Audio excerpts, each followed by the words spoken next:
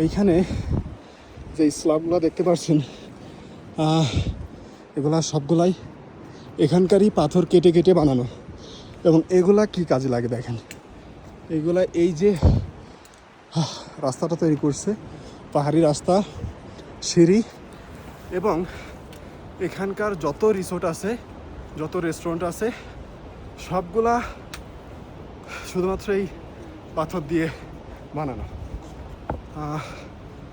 ওরা হয়তোবা শুধু সিমেন্টটাই বাহির থেকে নিয়ে আসে, বাকি সব কাঠ, পাথর সব এগুলা আশপাশ থেকেই কেটে কেটে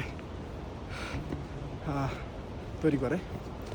দেখেন এইখানে এগুলো মজুত করা আছে, হয়তোবা নতুন কোনো রাস্তা তৈরি করবে অথবা কোনো রিসোর্ট। আর এই যে পাথরের রাস্তা।